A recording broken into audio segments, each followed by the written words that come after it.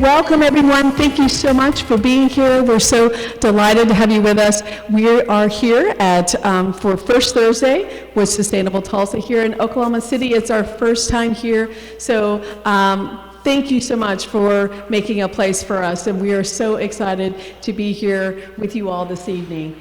Again, welcome to First Thursday with Sustainable Tulsa, and today our focus is about celebrating Earth Month here in Oklahoma City, and truly this was an opportunity for us to meet you and also to share with our community online as well. We have about 40 people online, I think, or 30 to 40 people online virtually with us, so they're curious to know more about Oklahoma City, so we're looking forward to sharing between our communities. So again, thank you for joining us today for First Thursday, Sustainability in Oklahoma City for Earth Month. Before I get started, I also want to say thank you for joining us, but we're so excited to be here. If you'll take just a quick moment, and there's a survey that you might have taken as you were walking in. There's a pre and post survey. We'd love to have you take that survey for us. It'll help us understand how to better improve the experience. The QR code is on the table there if you have a chance to take that survey, so thank you. And Morgan also will be putting that in the chat for you if you're with us virtually as well. You also have a chance to win a couple little giveaways this afternoon or this evening. So a ticket to our Recharge fundraiser and a couple tickets to a B2B and some plants and things. So take a moment to fill out that survey if you can. I do want to thank our sponsors today, our program sponsors. Our lead sponsor is Williams. Our neighborhood partners are PSO of Oklahoma and PSO Wind Choice. Community advocates are American Waste Control, which we have several here today. Thank you for joining us. We have Covanta, the Met, One Oak, Save Our Streams, Spirit Air System over there. Thank you for joining us today. We also have the Tulsa Farmers Market, Bank of the West, and Tulsa Veg Fest. And if we can give them a round of applause because of them. Because of our sponsors, we're able to bring this program to you. So we very much appreciate our members coming across from Tulsa to be with you this evening.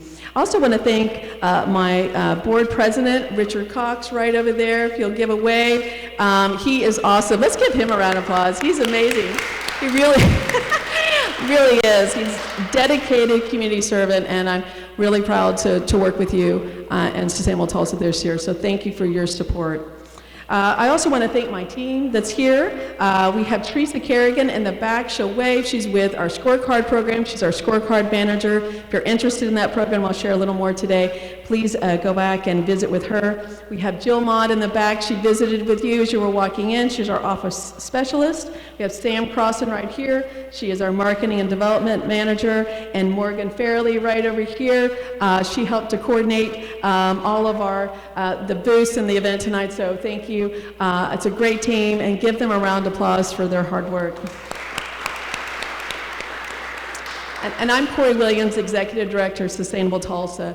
There's our board. Sorry, I'm used to doing my own slides, but tonight we're not able to do that. That's my wonderful board there, and let's see, the staff is I think our next slide. There we go. Thank you so much for this great team. I also want to just say that we are so excited to be here with you because the goal of tonight is really to bring the Tulsa area and the Oklahoma City area together and really find ways across the state how we can be supportive of each other. I've learned so much from the panel right now, just in preparation for today, and all the amazing work that each of them are doing and who they are personally, and the fans that they have out in the room as well. And it's just wonderful to see what's going on here in the Oklahoma City area. We want to share what's going on in Tulsa, and hopefully we can collaborate and work together. And that's why we wanted to be with you this evening. So thank you so much for the warm welcome from Oklahoma City. And partly why it's important to us, and I'll be sharing a little more about Sustainable Tulsa, but it really is important that each of us have access to quality of life, have access to a prosperous life as well, and also be a part of protecting these natural resources. And that's that people, profit, and planet focus. Everybody deserves it, everybody wants it, and we want to be a part of helping make that happen. So one of the other things I wanted to share, coming this fall, we're going to have a sustainability app that we're going to be launching, and that is in pilot mode right now, and we are excited to share that with you. And that's a chance to really help the individual navigate what is kind of challenging. Sustainability is pretty all-encompassing. It means a lot of different things to a lot of people, and so we're excited to be sharing that with you in the coming months. Another thing that we have is our Facebook page, and it's our action group page. This is a chance if you want more of what's happening tonight and you want to collaborate with the booth folks, and this is an opportunity to sign up and start asking questions and helping each other out as they navigate how can you live a more sustainable life here in Oklahoma. So get involved there. The next slide is our B2B Case for Sustainability series. And that'll be right here in this very room. We hope to see all of you.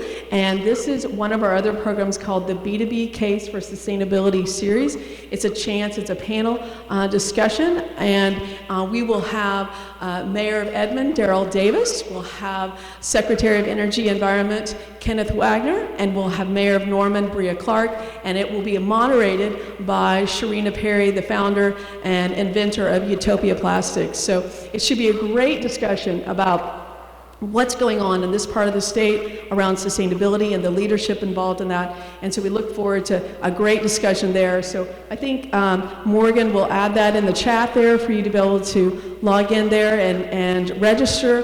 There's also an opportunity to go to our website, sustainabletulsainc.org, and click on B2B and register for that if you want to continue this conversation. So, and I really want to say, thank you to Melissa for hosting us, and with Girl Scouts of Oklahoma.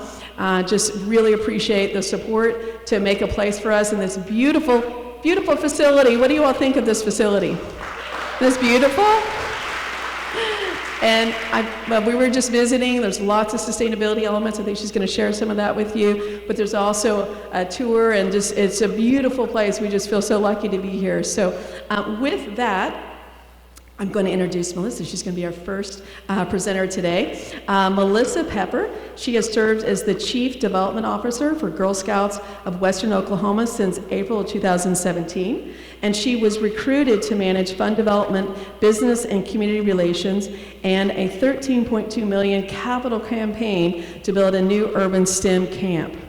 Prior to Girl Scouts, she worked with OETA Foundation and their Major Gifts Officer, and Myriad Botanical Gardens as their Director of Festivals and Events. Before moving to Oklahoma City in 2012, she was the event manager for the Kansas City Zoo and enjoyed a career in investment real estate and concert promotions with House of Blues. A graduate of the University of Kansas, she's earned a BS in journalism and was a member of Kappa Kappa Gamma, and she's been a long-time community volunteer in Kansas, Missouri, and Oklahoma for organizations such as Head Start, Children's Mercy Hospital, Metropolitan Organization to Counter Sexual Assault, and the Ronald McDonald House, and a variety of walks and runs. Melissa was a member of the leadership OKC Class 37 and a proud mother of her 5-year-old son, Jack. Wow, that's a lot of living. Let's welcome Melissa.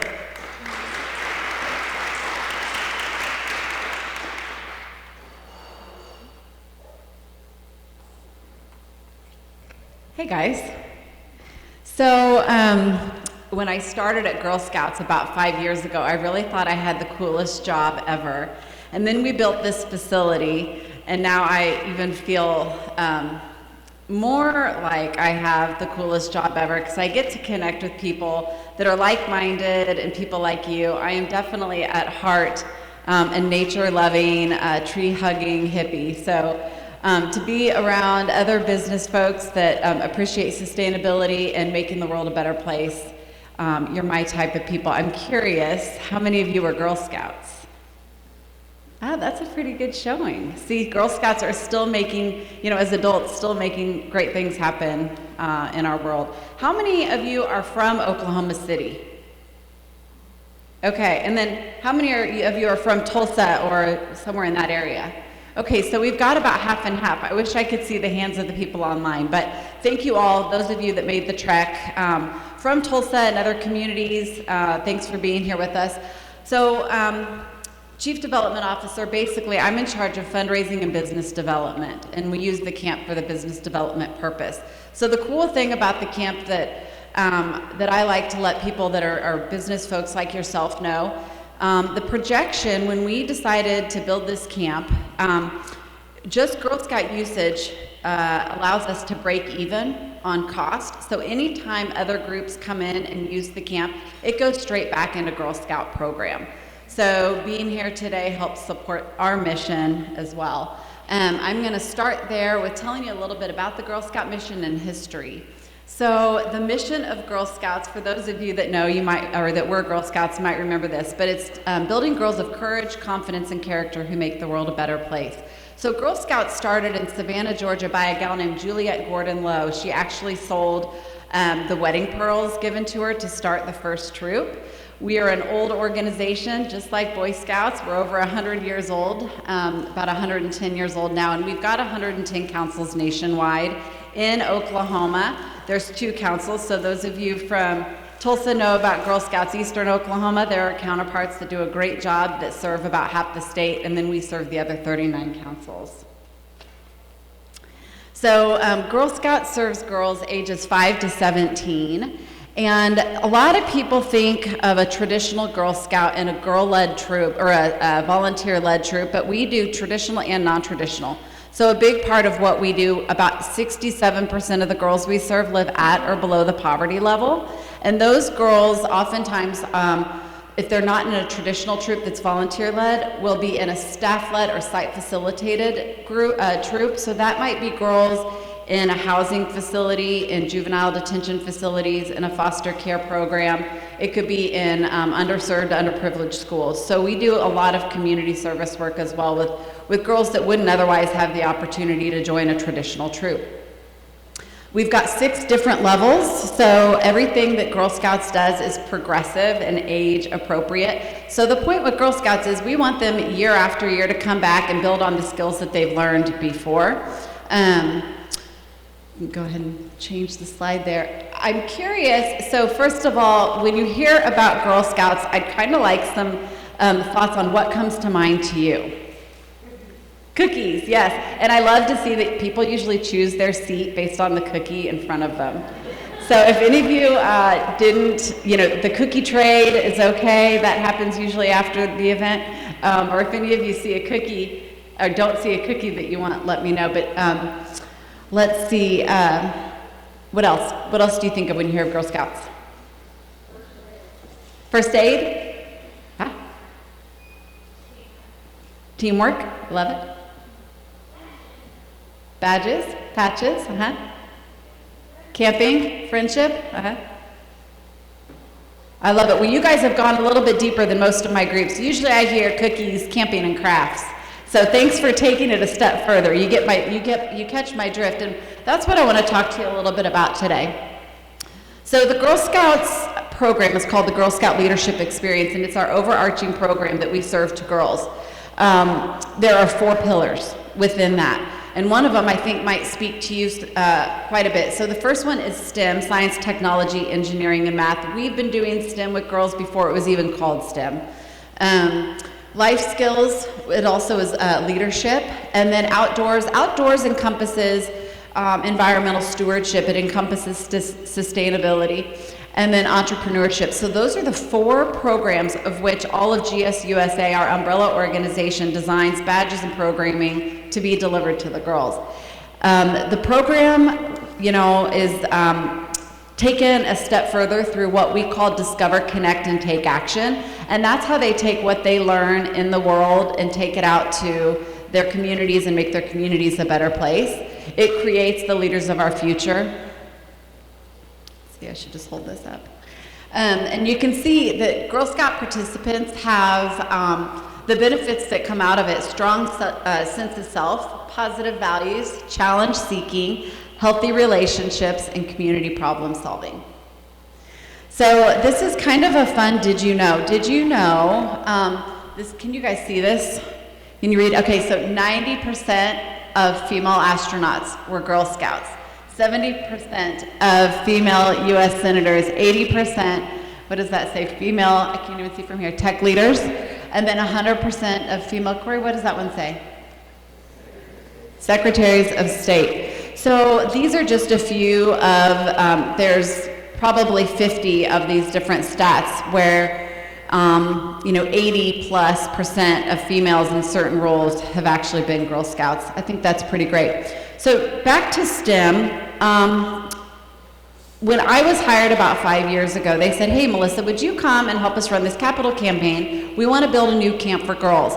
We want it to be the first urban STEM center of excellence that Girl Scouts has had. And I was privileged and honored to be able to do that. Girl Scouts USA, I always think that our council, as well as Tulsa's council, I like to call us the Madonna of Girl Scouts because I think that we stay ahead of trends really, really well. And, oftentimes you think of the coasts being the trendsetters and then things trickle to us. But in Girl Scouts, it's actually the other way around. We've got some really strong Girl Scouts in the state of Oklahoma. We have the top-selling Girl Scout cookie sellers, and we have year after year, they've built a friendly, competitive environment. We've got girls doing bronze, silver, and gold award projects that just would blow your socks off. But GSUSA followed suit with Oklahoma after we decided, okay, we have got a huge gap in STEM jobs, and the problem is we've got all these jobs and not these prepared people. What are we going to do? People came to Girl Scouts and said, can you prepare girls? So GSUSA made a pledge to put 2.5 million girls into the STEM workforce pipeline by 2025. This camp is what we did to help answer that question. Because I have just a little bit of time left, I'm going to kind of fast forward a little bit. Do you mind going back a quick slide? I just wanted to show that with the outdoor part of the 4 pillars, these are some of the STEM badges. New ones are released every year, but these are some of the ones that girls can get now. Eco Trekker, Eco Explorer, Eco Advocate, Eco Camper, Eco Friend, Eco Learner. How cool that these girls at such a young age are learning to be so involved in what we all find so important. So Camp Trevera, after everybody's done talking, I want you guys to take your time. You're welcome to go through the entire property upstairs and down. It's a 35 square foot facility. Sustainability was huge to us when we decided to partake in this adventure. The first thing was we met with the zoo. So the city owns the property we're in. The zoo manages it and we sublease from them. We have a 75-year lease. The first thing they said was, we will only lease to you if you'll be good stewards of the earth. Knowing that Girl Scouts are, we were able to make that happen. So we rent it from them for $1 a year. And one of my favorite stories is this Girl Scout came and heard that we were going to build this new facility, $13 million facility. And she said, Mom, I've got $75 of my own chore money saved. If I pay for the lease, all they have to do is fundraise for the building. So Girl Scout got that covered. But it is the first STEM Center of Excellence, and there's a clip. I won't waste your time talking too much detail right now, but you can go on to gswestok.org. There's an audio clip, and it's a tour done by Girl Scouts that walk you through the details of the facility, and even goes down to talk about the different sustainable efforts that we're taking here at the facility, and we've got a great handle. Thank you for letting me be here today, and thanks for joining us at Camp Trevera.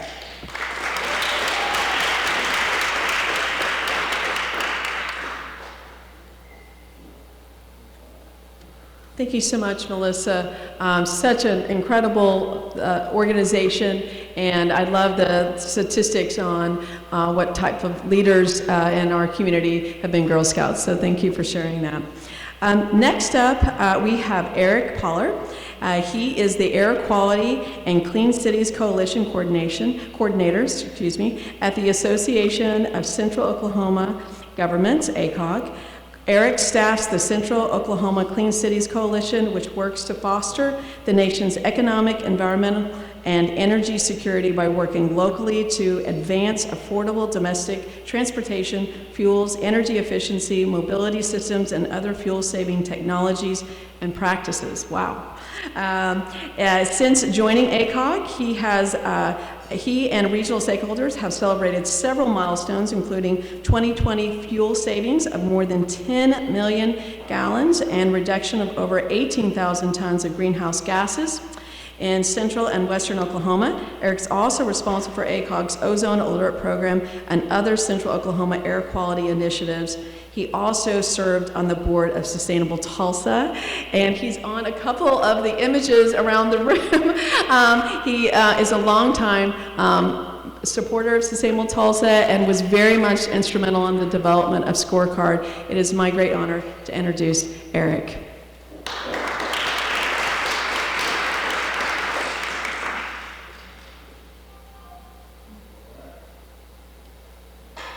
Thank you, Corey. Thanks, Sustainable Tulsa. What I want to hit on today is probably for most of us our biggest environmental impact on in our day-to-day, and that's our transportation choices. So just give you the quick ACOG commercial very quickly. I like to tell people we're like a chamber of commerce for local government. Our board members are our city's mayors, council people, county commissioners, and you see the area we serve there on the screen. So we've got a number of programs. We maintain our 911 system. We train dispatchers, so when you call 911, we can find you quickly. We do community and economic development projects, trying to work with especially our smaller communities to get sewer upgrades, water, those kind of things that are really critical to quality of life. What I'm going to talk mostly about today is our transportation work. So in terms of sustainability, ACOG's approach is how do we serve all residents? And so how do we look at our transportation system and figure out this mobility thing, knowing that for most of us, not only is it our biggest environmental impact, but increasingly for a lot of homes and a lot of households, transportation costs are only increasing. Unfortunately, right now, price of gas for a lot of folks is not helping that situation either. So when we think about our transportation system, for ACOG, the focus is, first and foremost, especially in terms of sustainability, is what are those transportation alternatives that can work for residents? So transit, transit is one of the best way to move efficiently a great number of people over distance. Bicycle pedestrian infrastructure, how do we encourage that? People getting to work or wherever they want to go by bicycle or walking. A large number of our residents don't have either the means or ability to drive a car. And so how do we meet the needs of those residents? So with that being said, we know what our community looks like. We know how our community has grown along with the automobile. And so how do we deal with that? And how do we look at the environmental impact of that? So part of what we do at ACOG is work with our fleets and the general public about cleaner burning vehicles, transportation electrification. So again, like I said at the beginning, for a lot of us, that transportation decision, how we get from point A to point B, is going to be our biggest sustainability impact. And so we've got a couple of folks in the audience that you might want to talk to if you're looking at driving an electric vehicle. We've got Jim Holman here today, and he literally wrote the book on it. So talk to Jim if you're interested in driving an EV. I just want to hit briefly on a couple of our other programs. Corey mentioned some of our air quality work. And so we've managed for basically since our existence, the air quality planning function of our region. Corey mentioned the Ozone Alert Day program, so I'll give you the action item as when you go home tonight, make sure you're signed up for ozone alerts. What that is we work with DEQ closely and look at what the weather and the pollution picture looks like for the next day, and then get that information to people that either need it for health reasons, so making plans to not overexert yourself when there's higher levels of ozone pollution, but also giving people an opportunity to take action to help their neighbors and keep pollution down on those days. So work on that as well at ACOG. So one of the things that we did recently, we are going to be releasing a cost of non-attainment study. Basically, we're one of the largest regions in the country that's still in attainment of EPA air quality standards, and that really is an economic opportunity and strength of our region. And so part of what we're going to show in the study is that we really need to stay in attainment of those standards. We need clean air. It's an economic impact. It has an economic impact on our community, and it's a strength. And what we show in the study is that if we were to go out of attainment, it could cost the region between $9 and $15 billion over 20 years. And so what we're gonna look at the findings of that study, and then take it to our partners around the region and say, here's the economic impact. Now here's what we're gonna do as a region together to keep our emissions down and go from there. That may be my last slide, but I want to give a quick couple shout outs to some exciting projects that are going on. City of Tulsa obviously is our largest member. They've got a cool campaign coming out called Solarize OKC. Essentially what it is a group buy for residential solar. And so they're going to select 1 or 2 contractors to lock in a certain price level for residential solar installation.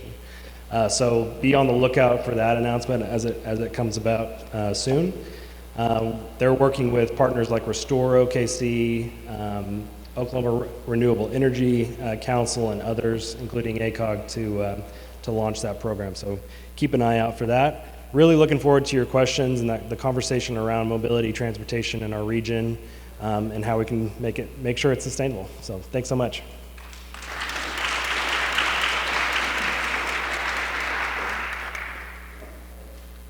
Thank you so much, Eric. I love all the work that you all do at ACOG, and we have INCOG in Tulsa, and just how you all have collaborated about the electric vehicles and making sure we have charging stations across the state. So thank you for the work that you've done there. Next up, we have Micah Stover.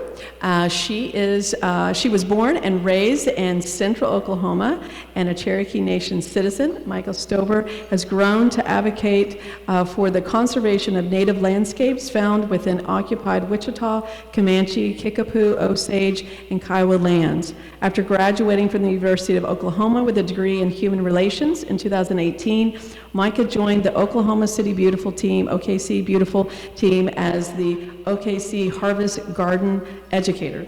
Micah is driven to invest in future generations by providing children with immersive interdependency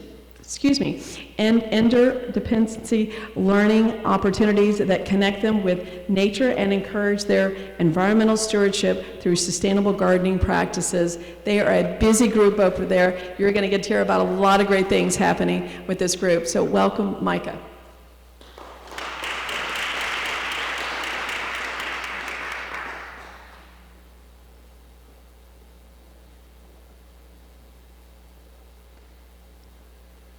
Well, hello, and thank you so much for having me, Sustainable Tulsa and Camp Trevera. We are all up to some really exciting things. It's a very, very cool experience to be here for your first OKC endeavor. So OKC Beautiful actually was established in 1964, I want to say, primarily as an environmental beautification organization. We have since transformed and grown tremendously to incorporate environmental sustainability through collaboration, education, and advocacy through our multiple programs that I am so excited to dive into. So our staff is pretty small. We've got 3 full-time employees plus 2 garden educators, myself included, and my counterpart, Sarah Mossman. Lisa Sinar is our wonderful executive director. Unfortunately, she couldn't be here tonight, but I am honored to take her place and represent.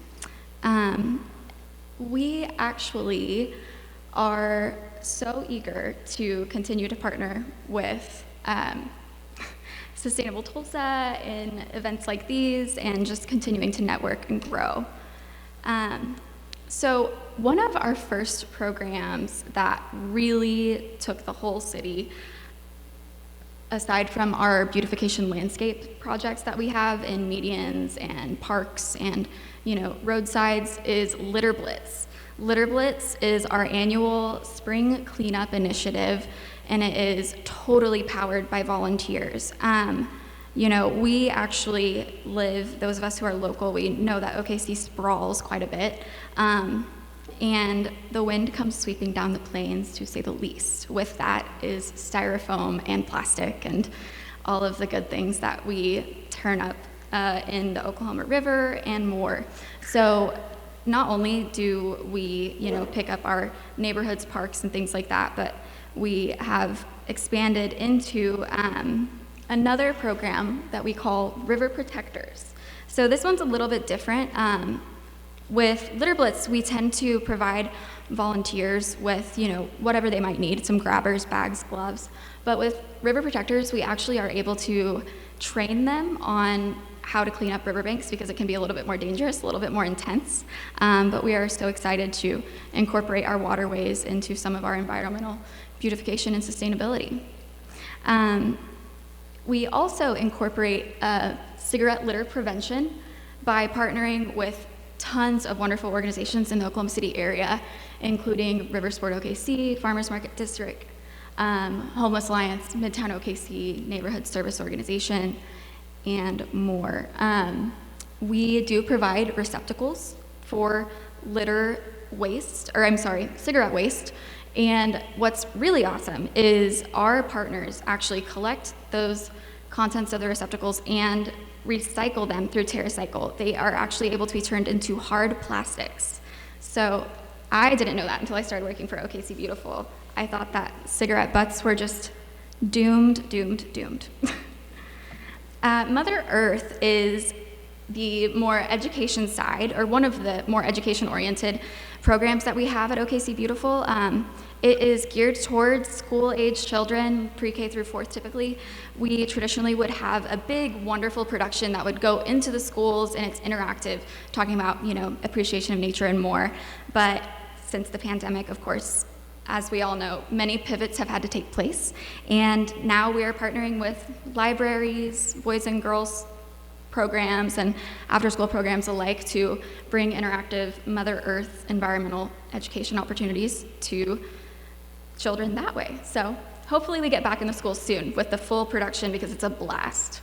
OKC Harvest is my baby, and my supervisor, Kat Gant's baby. She was so wonderful to develop the school garden support program model that we have, that is actually a little bit different from other school garden systems that have taken place in other parts of the country.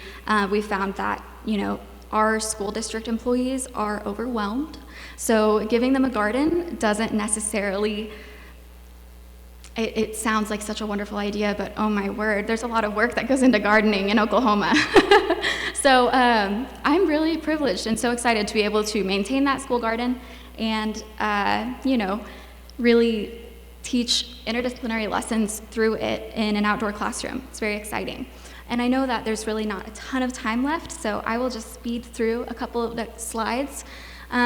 Recently, the Tree Bank Foundation, we did decide to consolidate and continue their wonderful mission of increasing the green canopy in Oklahoma City. We've, since we were established in the 1960s, we've planted over 62,000 trees in the city, but we are now going to renew this focus to incorporate more volunteerism, tree giveaways, and, arbor education opportunities. Next, our teen board is geared towards high school students, empowering them to be environmental stewards and really throwing them into the deep waters of sustainability topics and education. Taking that a little bit further, Grow OKC, it reaches up to the young professionals demographic, right? We do a lot of networking with Grow OKC, but they also host sustainability events that are very free, very accessible throughout OKC, things like compost workshops, even some Houseplant 101 and fun things like that. But they also host one of our larger fundraisers every year, the Oklahoma City Harvest Fest. So, Adopt a Park is one of our last programs I'm really going to brag on because I'm just so excited that we are not only able to invite people to become stewards of their own neck of the woods with a community park, but we also incorporate green belts, medians, and more through that program. Now, we also have a Yoga in the Park program. It's wonderful. All ages and abilities are welcome, and it really activates some of the green spaces in OKC by using a different Oklahoma City park every time. And then last, we've got Sustainability Social Hour as one of our more recent developments. We like to feature other experts on sustainability, environmentalism, and have them speak and share some of their knowledge and resources with us. And you know, we've had Terry Craighead with Fertile Ground. We're so excited to met Sharina Perry that way with her alternative plastics. And we do have a lot of upcoming events for you and your respective organizations to jump into and get involved if you're interested in. I do have all of this information at my table in the back. I will stop hogging the mic. Thank you so much, everybody.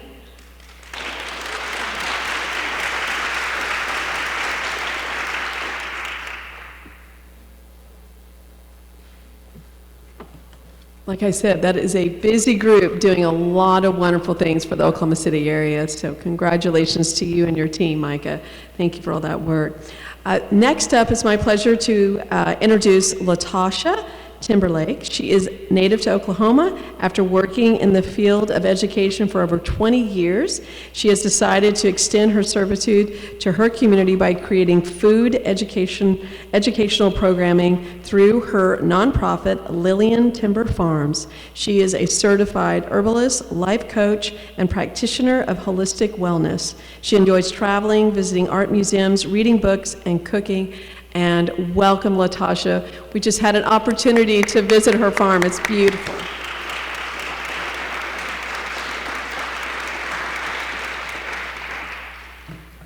So good evening, everyone, and thank you all for being here in person and those of you that are with us online. I just wanted to first just kind of set the tone of the work that we do at Lillian Timber Farm. So I am an Okie, born and raised in Oklahoma City, and specifically where our gardens are. My house that I grew up in is just 1 mile from there. So the work that we do is very personal to me, because not only am I just giving back to my community within Oklahoma City and Oklahoma, but especially my immediate community and neighborhood. So Lillian Timber Farms, we are 100% volunteer-led and 100% donation-led. We support over 100 families at each one of our seasons. So we typically do a spring garden and a fall garden.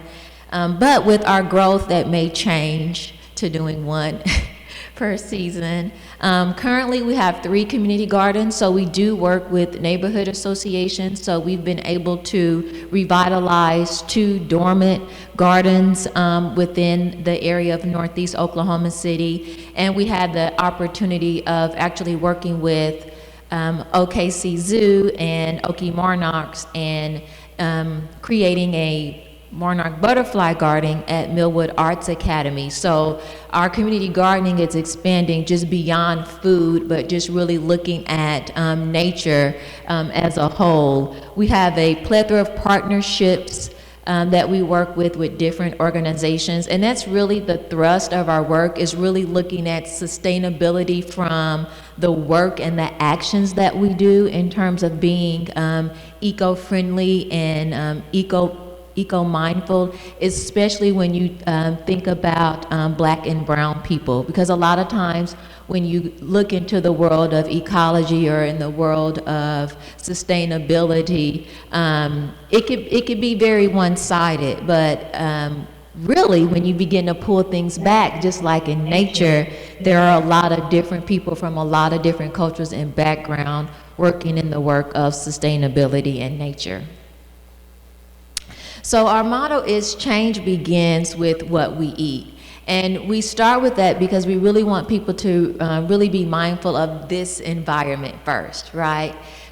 Thinking about you and how the choices that you make in terms of your own personal environment. And so we utilize these community gardens really as hubs in order to get the message out about other ways to live, and other ways to think about how we can really protect the earth and provide for the earth. So I'm really excited about the housing program with the solar, because a lot of these neighborhoods are now becoming revitalized, and so there's an opportunity there to even get the message across as they're building new homes in these areas, and even with the trees, so being very mindful in bringing in trees and greenery as we're rebuilding some of these old neighborhoods. So a couple of the things that we do in terms of sustainability is getting out. So every month we have what we call work parties, and so we have people come from as south as Norman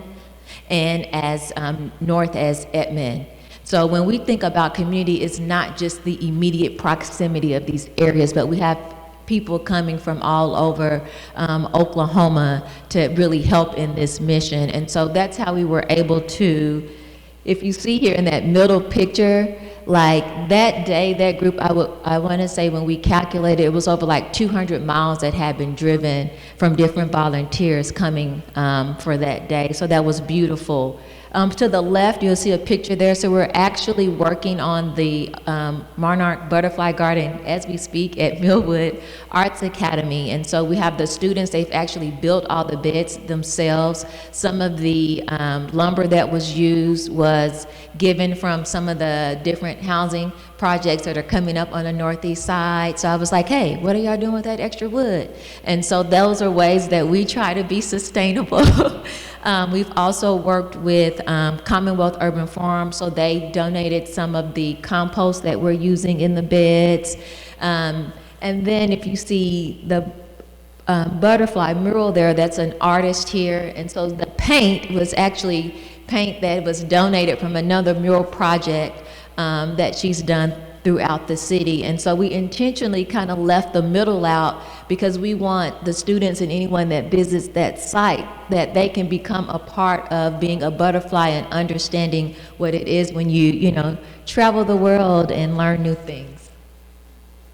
So this is just some of our different programming. We're very intentional in terms of programming. So we have programming that is specific for kids, for women, for families, and I'm really grateful that this summer we'll actually in June we'll have a group of programming that is specific for men too. So having different groups coming collectively together to learn about sustainability, eating well, mental health, and in a very practical way. So here you can see a couple of our kids learning about composting and another way that we're sustainable. So we have what we call water angels. And so we actually have volunteers that come out and water, and we also have substitutes for those water angels as well. So we do all watering ourselves. So what our future looks like, we are really, really growing. So I will be putting information out on our social media for new board members because our work is expanding. So now we are even reaching out to individuals that have their own farms and bringing volunteers to help them as well as they are growing. So these are some of our upcoming events, and as you can see, we are really, really busy. So if you ever have any extra time on your hands or know youth that want to give back, we are always welcoming and opening. Thank you very much.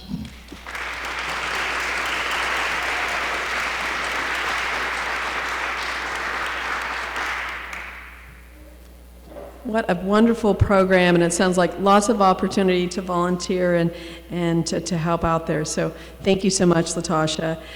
Okay, it is now my pleasure to introduce Amanda. And here we go. Amanda Schofield, she is an OKC native who enjoys spending time in nature, birding, and leading an environmentally minded lifestyle. Amanda works on Sustainable Tulsa Scorecard for the Department of Environmental Quality, DEQ, where she is an environmental program specialist in land protection, solid waste, and sustainability. Amanda works with Oklahoma's recycling and composting community on the proper disposal of electronic waste, on DEQ's solid waste management grant program, and I think a lot of other things. So welcome, Amanda.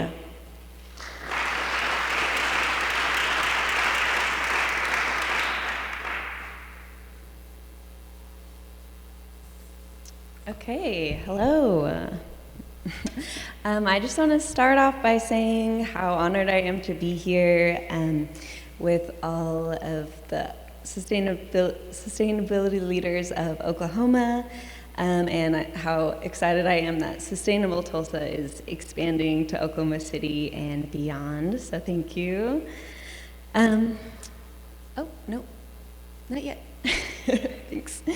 Okay, so yeah, DEQ, as an environmental state agency, we are really interested in setting an example and practicing what we preach.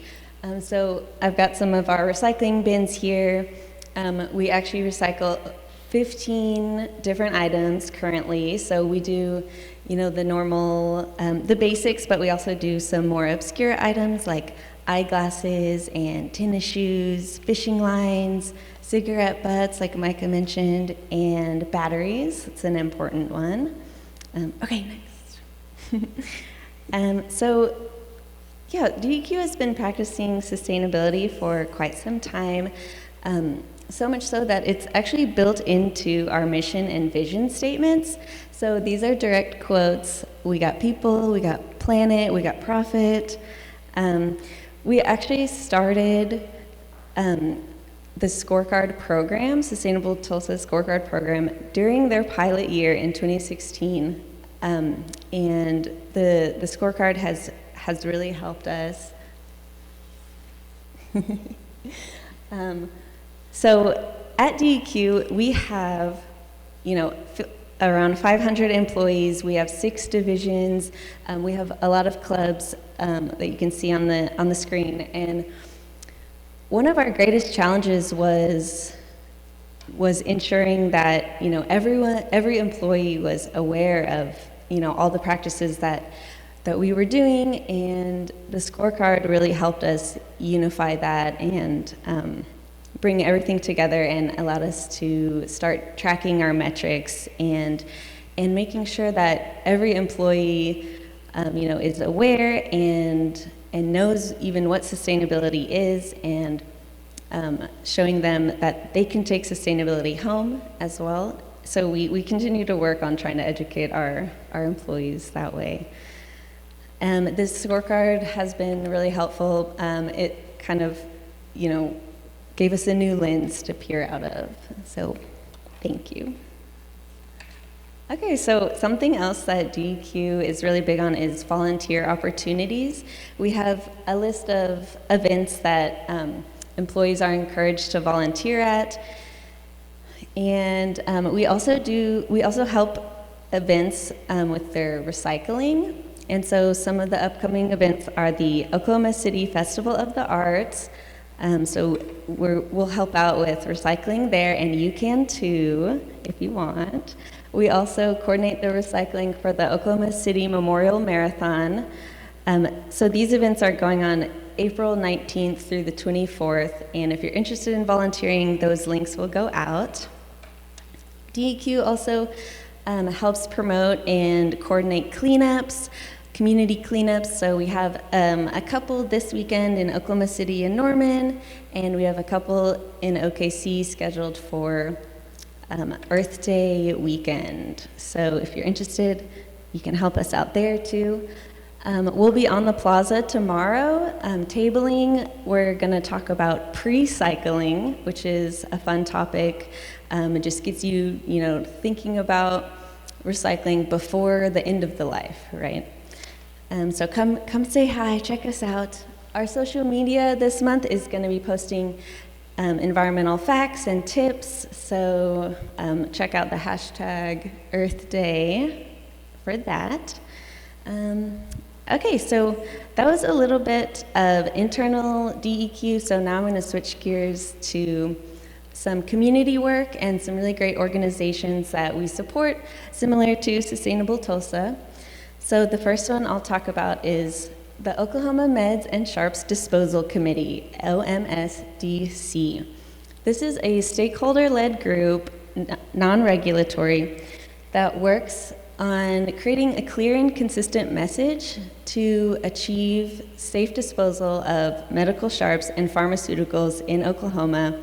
This is a really important topic, and this group does really great work. So on the pharmaceutical side, we've created a fact sheet and an interactive and searchable map of all of the pharmaceutical drop-off locations in Oklahoma.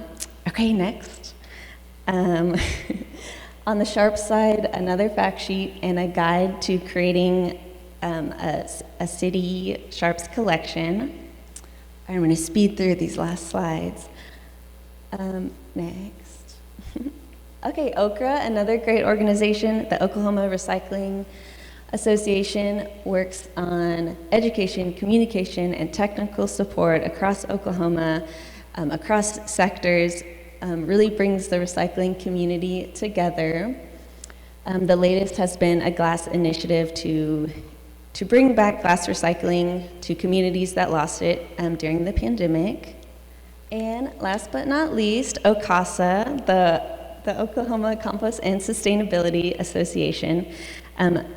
OKC does a really great job of bringing the compost community together. Why should we compost? How do we compost? What are the benefits of composting? And building the composting market in Oklahoma. There's an annual conference. We do education, community engagement. Kelly Dillo and I will be representing OKC at our table, so come say hi and check out our upcoming events. And yeah, if you're interested in volunteering or in getting involved with any of these organizations, please reach out. We'd love to hear from you. Thank you.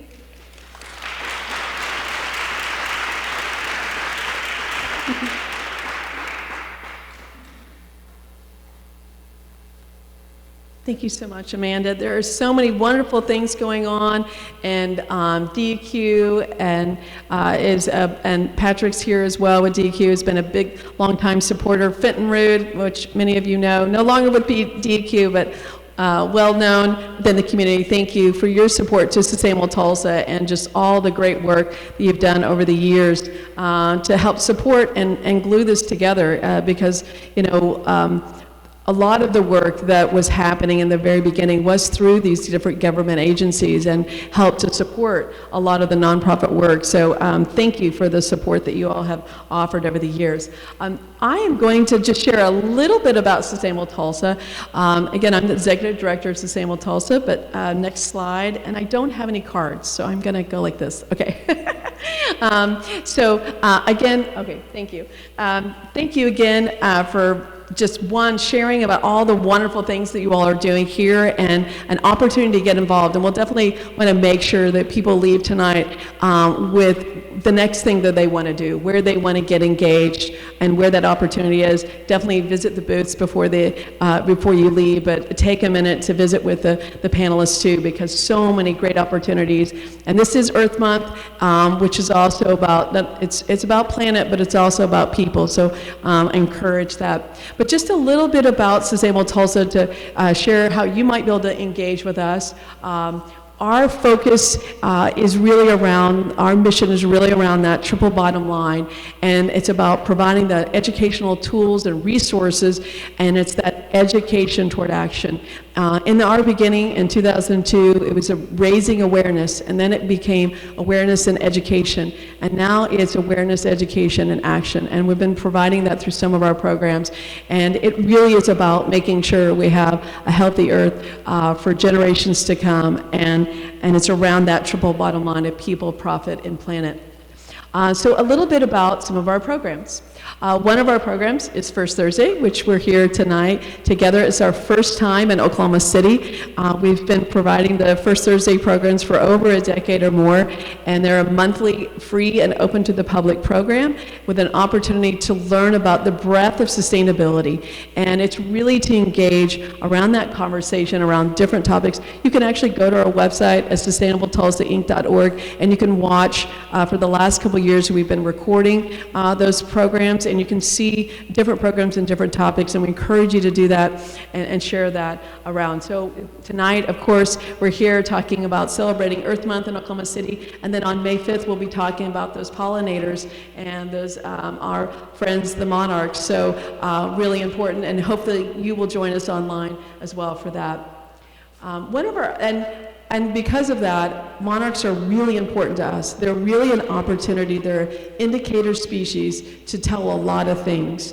It's a conversation around habitat. It's a conversation around food. It's a conversation about how we're treating our land and the communities around that land. So I think it's a great opportunity to teach a lot of things around that triple bottom line. We're glad to be a partner with multiple organizations in the Tulsa area, including the Tulsa Zoo. But I know here, Kelly, are you here, out here? Yes, back there. She's with the Oklahoma City Zoo, just across the pond here. And I know you have some monarch education opportunities as well. So it sounds like many of our panelists do as well. So get connected. This is a great way to start learning about sustainability if this is kind of your first entry point. And of course, it's a beautiful butterfly, and there's a lot that we all need to collectively do to help protect the habitat. Next slide, please.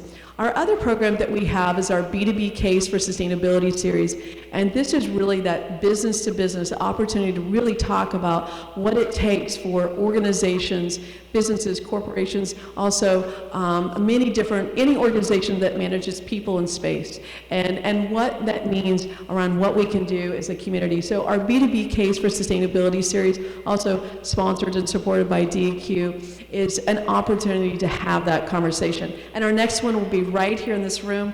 Thank you so much, Melissa, for that opportunity to be here again. And we will have such an amazing panel. I mentioned it a little bit earlier, but again, we'll have Daryl Davis, Mayor of Edmond, Kenneth Wagner, Oklahoma Secretary of Energy Environment, Bria Clark, Mayor of Norman, and Sharina Perry, founder and inventor of Utopia Plastics, will be our moderator. And we will have this conversation on what's going on in this area around sustainability and the leaders in that space. And if you're with a business and like to have a booth at the upcoming B2B, we'd love to see you there. The idea here is to start that conversation, continue that conversation, and what are some of the next steps and what we can learn from each other. So we're thrilled to be here for our next B2B, and it will be also online as well, so we'll be able to bring our Tulsa and Oklahoma City communities together.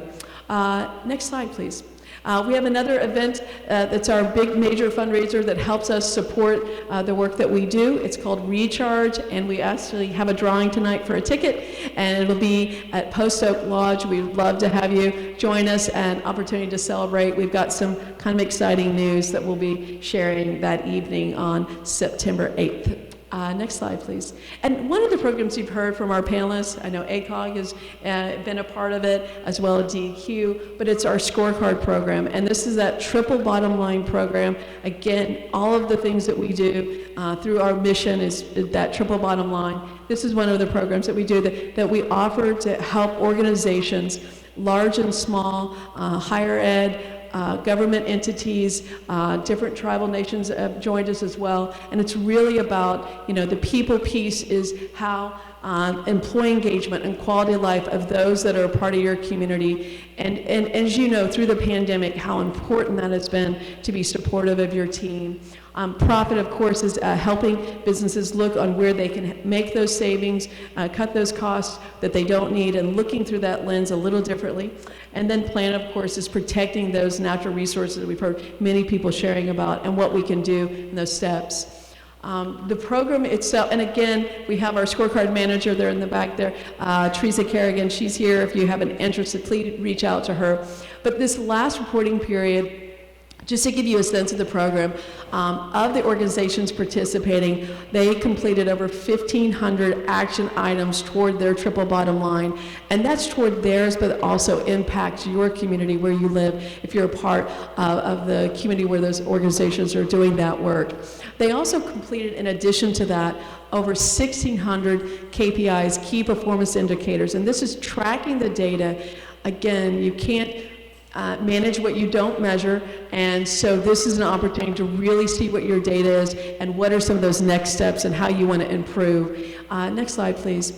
Some of the results that we had for this for the last cycle of scorecard was that over 7,000 employees participated in a workplace wellness program, over 88,000 volunteer hours that were offered from the organizations themselves to be out in the community. And that's part of sustainability, that's community resilience. So we love seeing that. And over $18 million donated just by the organizations that were participating back out to the community. And we all know by being in Oklahoma how much we are such a giving community. So it doesn't surprise me, but it definitely makes me proud of Oklahomans. Next slide, please.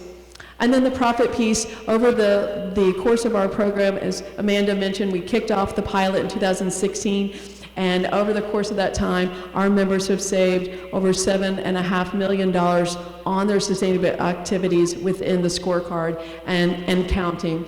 Next slide, please.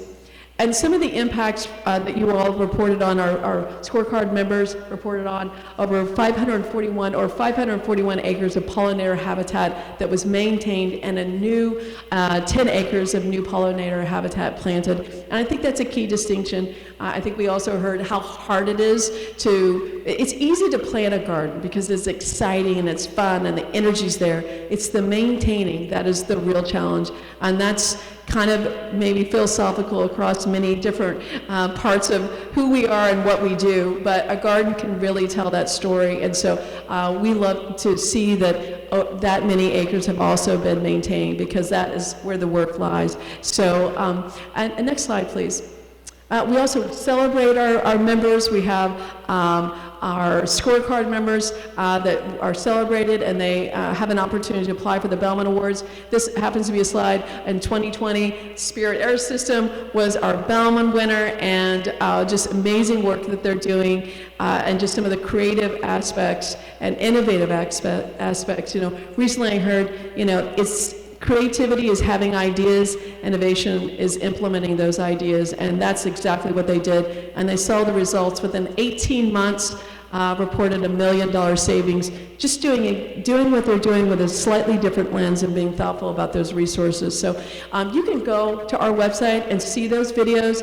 Our Cox team was one of our Bellman winners this last year, and they do amazing things as well. It's impressive, some of the work that they're doing there at Cox and the vision of their leaders as well. So go to our website, watch those videos. It's a great opportunity to see what the breadth of sustainability and what that looks like.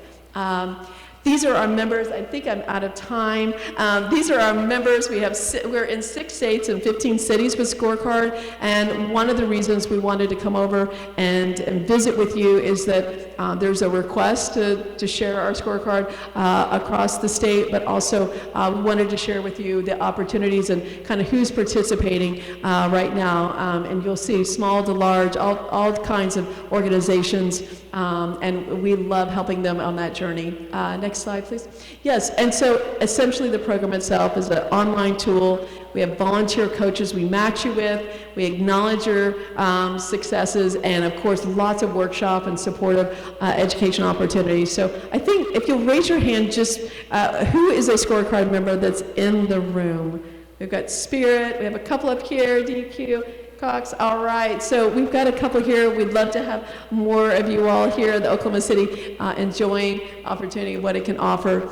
These are the areas that we focus on: communication, community resilience, healthy work environment, material management, transportation, energy, and water.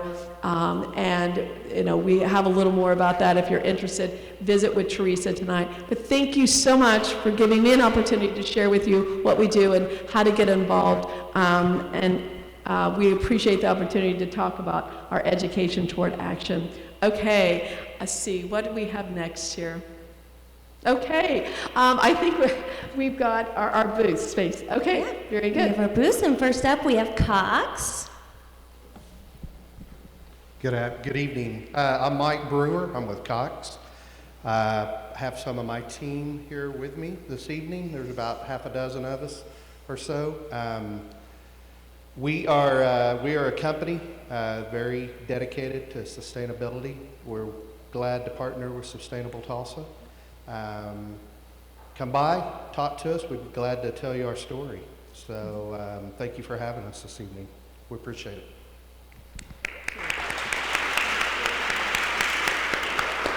Next up, we have Sustain Salon. Hi, my name's Maisie. I own Sustain Salon, and this is Natalia, one of our stylists here. And we are a almost 99% waste-free salon. We found a way to divert all of our waste, hair, and chemicals and everything. So I just wanted to make a place that people could get their hair done but not feel guilty because of maybe people don't even know, but our beauty industry is so bad. So this is Sustain Salon. Yeah. Thank you. Next up, we have Fertile Ground. So I'm Courtney with Fertile Ground Cooperative. We're a local worker-owned cooperative based here in Oklahoma City. We provide commercial and residential compost and recycling services. Our goal is to make it as easy as possible for businesses and residents to start turning their waste into resources that are valuable to not only people but our planet as well. And we work with businesses anywhere from small coffee shops all the way up to Cox Communications. So if your business is looking to start reducing your waste, we have easy ways to do that. We would love to talk to you some more after the event. Wonderful, thank you. Next up, we have Squeeze Every Drop, Oklahoma City. I'm Mallory Gocher. This is Kelsey. We're with the City of Oklahoma City Utilities Department. And within our department, we provide water, wastewater, and trash and recycling services, and also water conservation. So we have a lot of good information and best management practices that we talk to our customers about to help them reduce their water waste. Wonderful, thank you.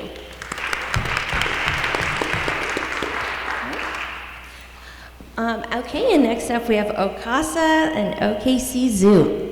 Hi, my name is Kelly Dillow, and I'm the Sustainability Coordinator for the Oklahoma City Zoo. I am also on the board for OKC. You heard a little bit about OKC, so I'll talk about the zoo. We believe in connecting people with wild places, wildlife, and each other, and we think that sustainability is integral to all of that. So if you'd like to hear about some of what we're doing, we're also looking for community partnerships, so if you have any ideas, please stop by. Thank you.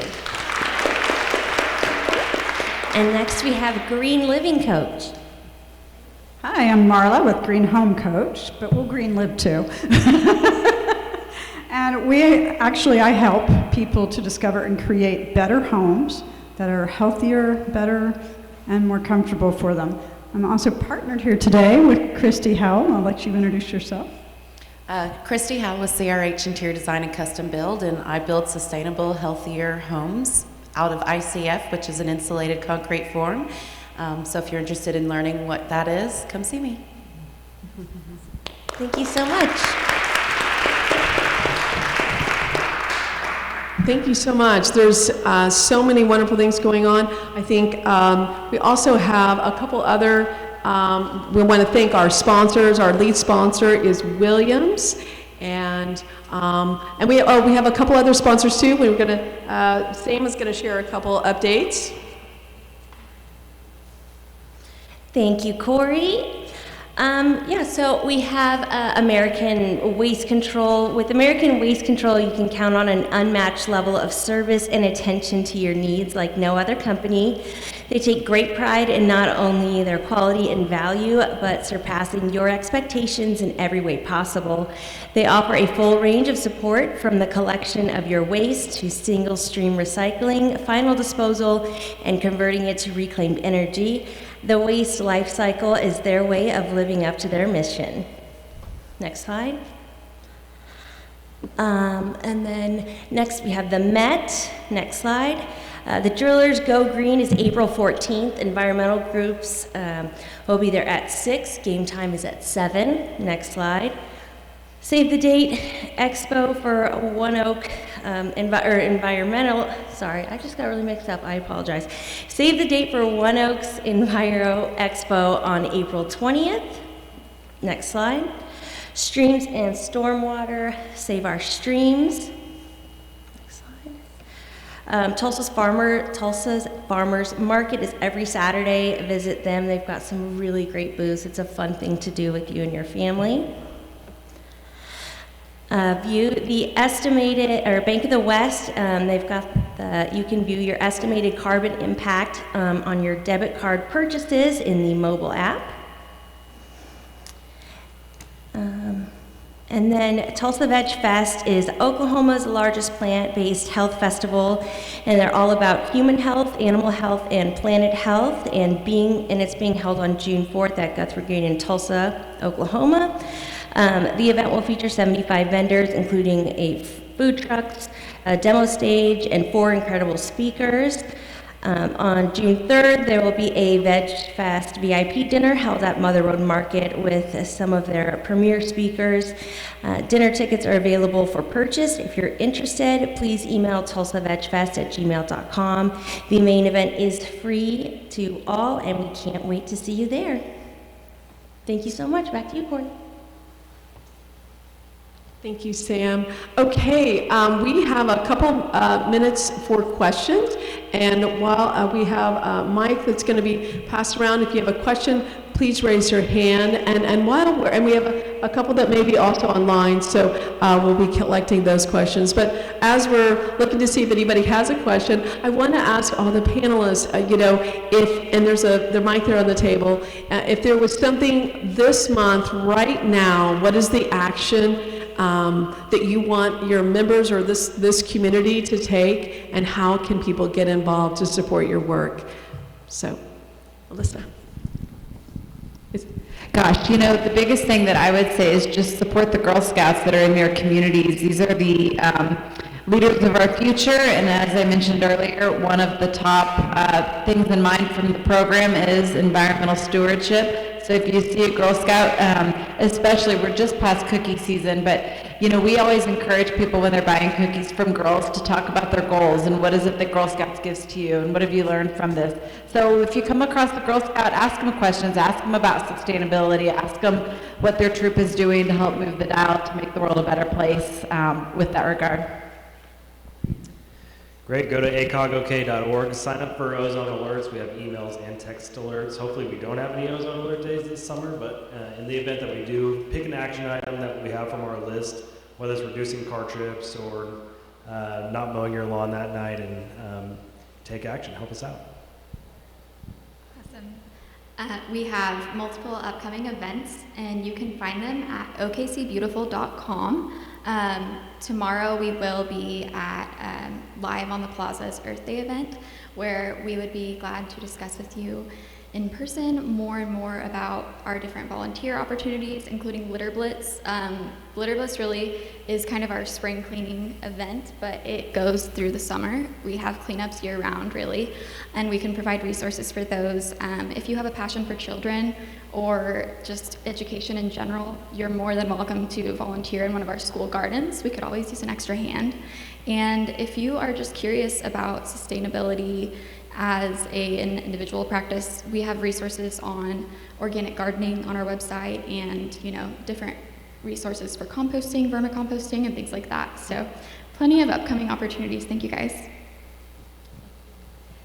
We are always taking volunteers, so you can go to our website, www.lilyandtimberfarms.org, or you can go to our email, lilyandtimberfarms@gmail.com, and you can send a message to sign up there.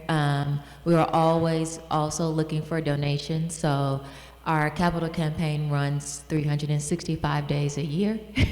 But we also take in-kind donations, so as you are spring cleaning and you're cleaning out, we always take any type of used garden materials, any type of thing that is receptacles, sorry, wrong word. But we are always looking for not just monetary donations, but in-kind donations as well. We do have a couple events that are happening. So Saturday, we do have an event that is intentional for women, and we'll be working with a lady that is actually finishing up the Master Gardeners program with OSU, and she'll be teaching women about making different loose leaf teas, using things that they can grow, not just in the garden, but even in your windowsill in the kitchen. Then the following Saturday, we'll have an event that's for the family, and we'll be teaching you how to ferment different foods that you have. So a lot of times you have leftover onion, and it ends up going bad.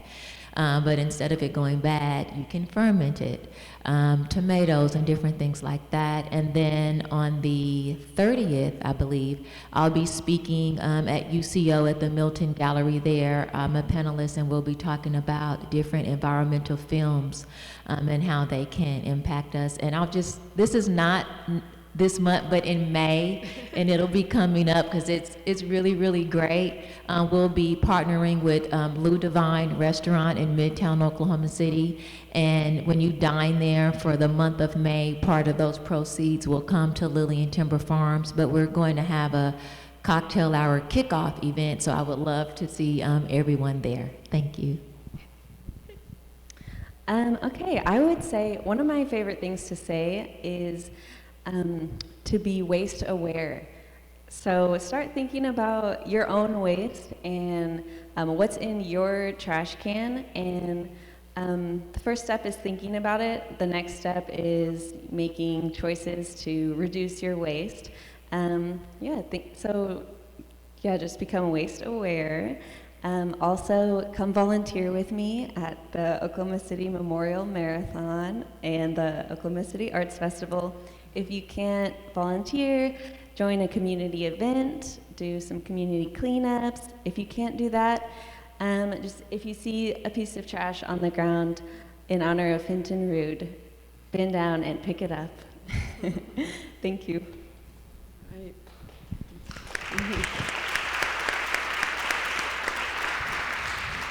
So you all can be very busy this month. That's what it sounds like. Looks like we have a question.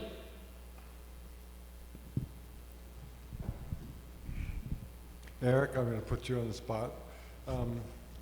So on social media, many of my friends are complaining about Biden and how he's causing fuel prices to go up. And I think that there's a certain thing that's happening in the world that doesn't have much to do with Biden, but I can explain it to them. But you guys you're in power. You have platforms to speak. Let's have some explanations of what's really happening to counter these silly ideas.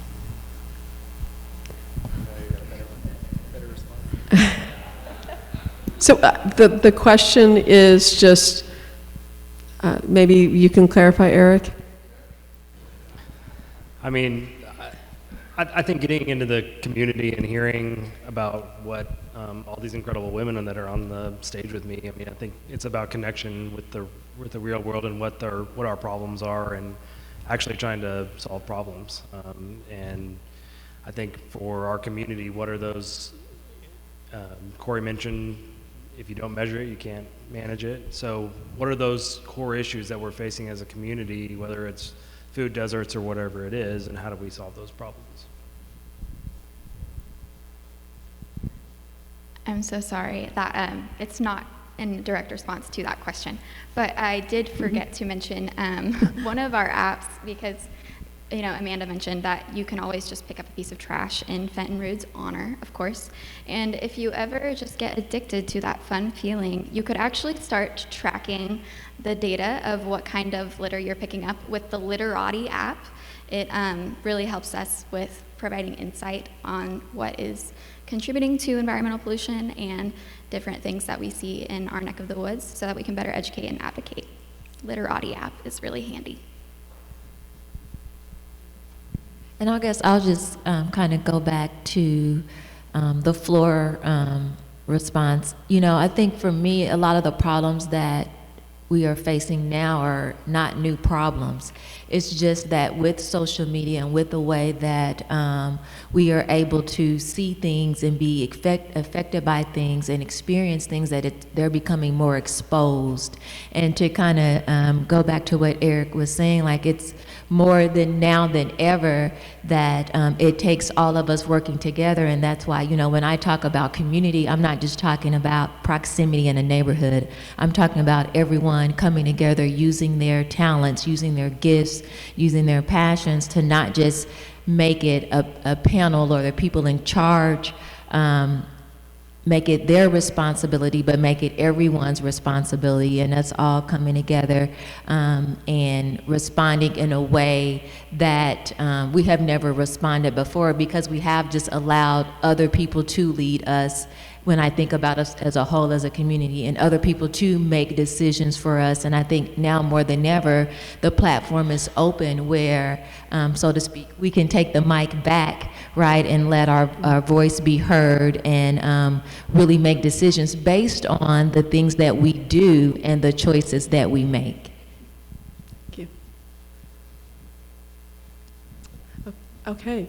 And I think another element to that is what I've learned early on with Sustainable Tulsa is finding the things that you do agree on with those that are in the room and work on those points together, and you'll find that you have plenty to do.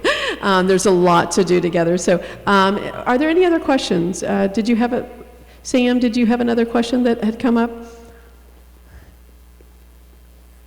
On Zoom, we had somebody ask what specifically for each member of the panel, how did you get started in the sustainability realm?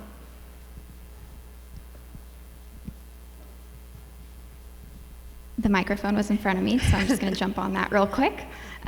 Again, I'm Micah, representing OKC Beautiful, and actually it started really simply with me just planting flowers with my mom in our very narrow flower bed growing up. And I started to ask questions about why do we use this chemical and not this, and what does all of this mean in terms of gray water, groundwater, and things like that in school. So I was actually really lucky to really be fired up as a kid. The more I learned, the more desperate I became to take action and try to do what I do in a more holistic manner. So, I actually had the opportunity to go and live with monks in Indonesia, and living very minimally really gave me another, I guess, I want to say, because for me, sustainability is more like lifestyle, like you incorporate it into who you are and what you do. And so that experience really opened my eyes in terms of how much I was over-consuming and how much that I was taking advantage of nature. And when I came back to the States, I actually was going to move to Hawaii to create this beautiful life and do some sustainable farming and do some programming there. And so when I came back home to Oklahoma to move my things, then COVID hit, and so I was here.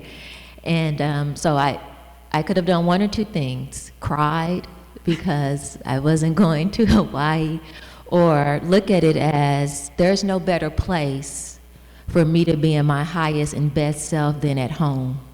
And I always think about Oklahoma as this birthing place.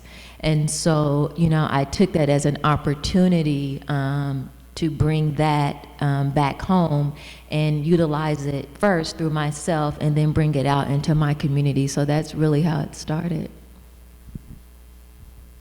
Oh, that's a tough act to follow.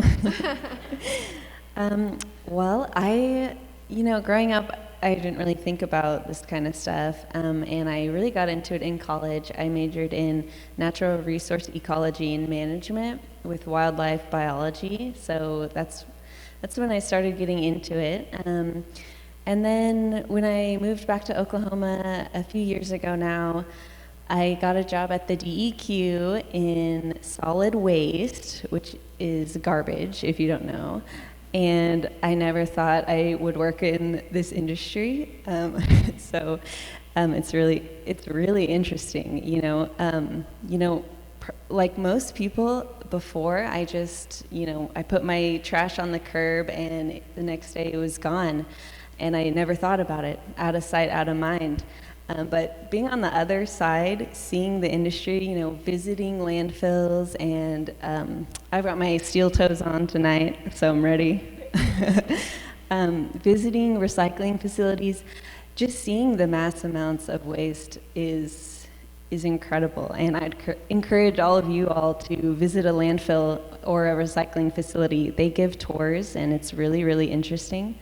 And again, working in this industry has made me much more waste aware. And so now I really consider, like Latasha mentioned, what I'm buying, consuming less. And so I'm just excited to work in the garbage industry.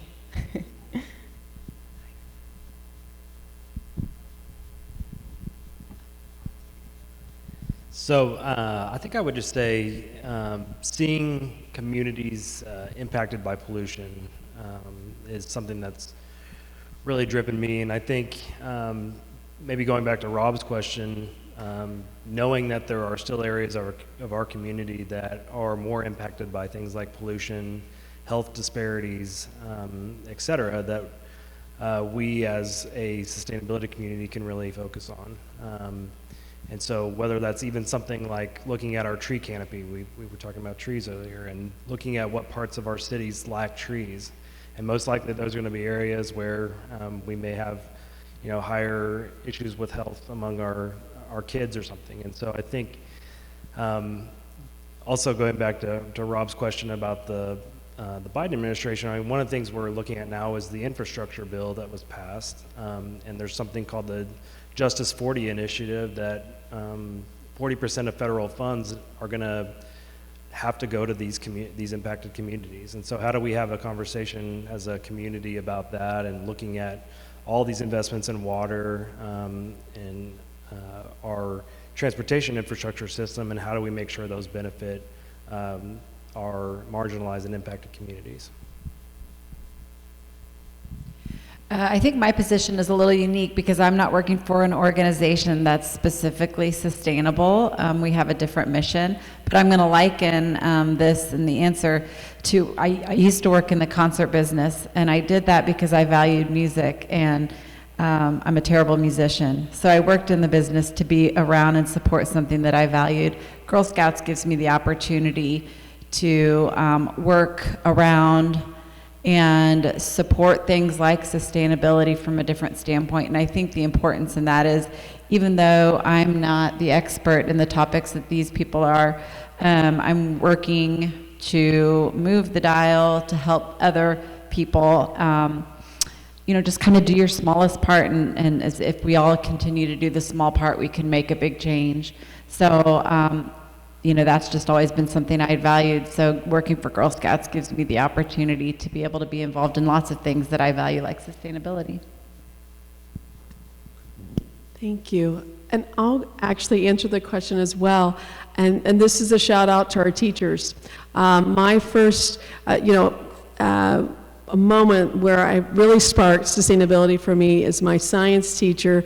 All we had to do was watch cookies bake and a solar oven on the playground. We got to run around, and we had to look at the cookies, and then we got to eat the cookies. And she's brilliant to have done it that way. And it was magical. The sun was baking the cookies effortlessly, quietly. And it was just a beautiful thing to see. And it really sparked in me, like, well, what else is possible? And so the teaching of our children is key to the opportunities for the future that it's right now.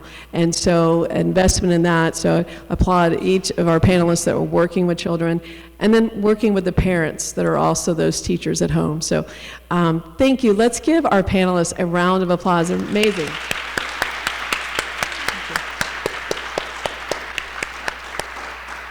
So thank you. We're going to wrap up. We still have lots of food. We have a lot of food for you all over there, so make sure you eat it.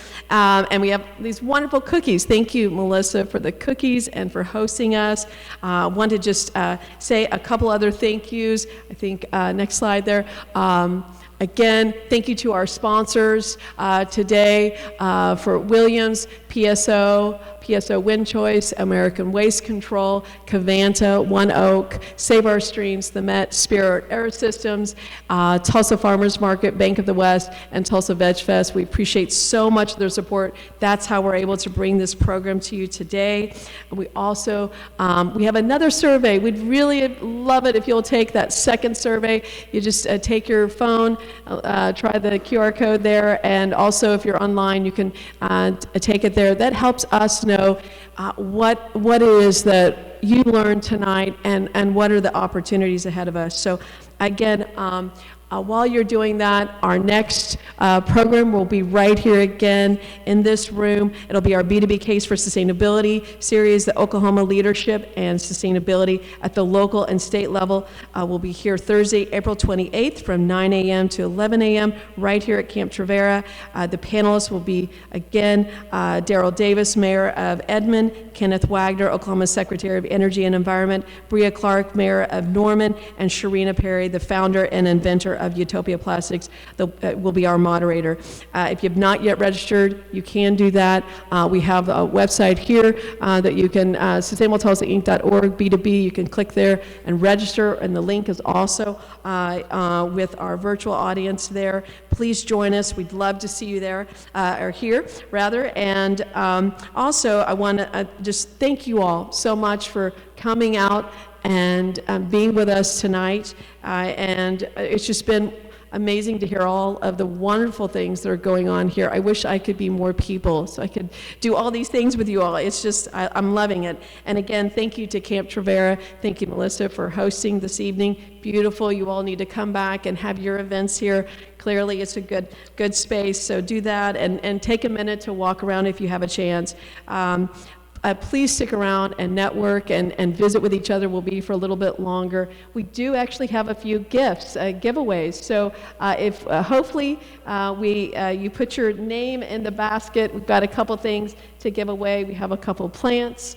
And so maybe bring the items up here. We'll pull names from the basket. So this has been a tradition that we did for First Thursday when we're in person. So we haven't done this in almost 2 years. So we're really excited to do this. So I'll have Morgan, why don't you pull the names and tell us who our first winner is.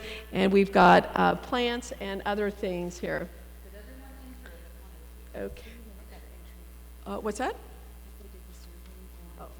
Yeah, if you've done the survey and you have an extra card to share, we'll definitely take it up here.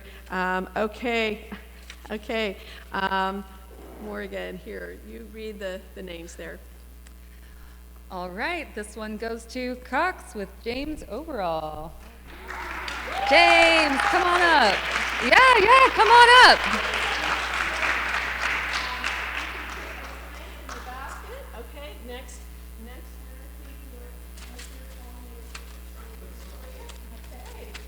Okay.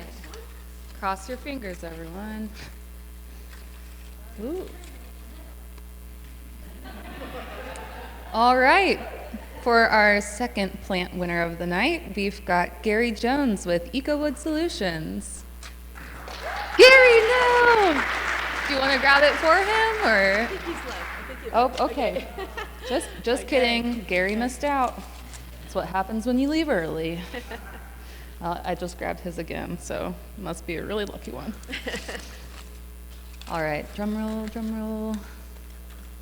Really trying to not look at these.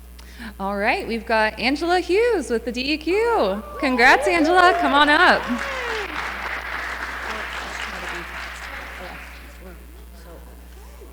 All right, third winner. Look who it is, Eric Bullard. Come on up. You've got a plant waiting for you.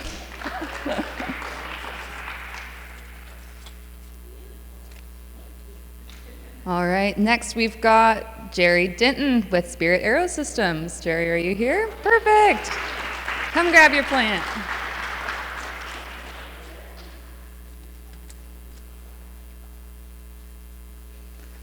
All right, next up, how many plants to go? 2 more plants on the docket. We've got Courtney Hurst with Fertile Ground. Come grab your plant, Courtney.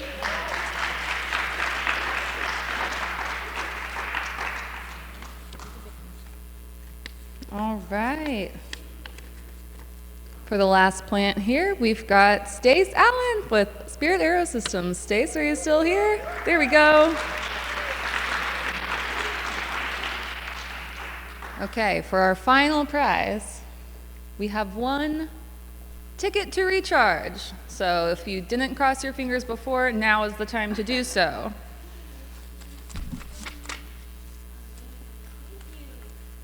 All right, and the winner is Jonathan Lane, also with Cox. Congrats, Jonathan. We look forward to having you at Recharge. All right, thank you all so much. There's a few other things.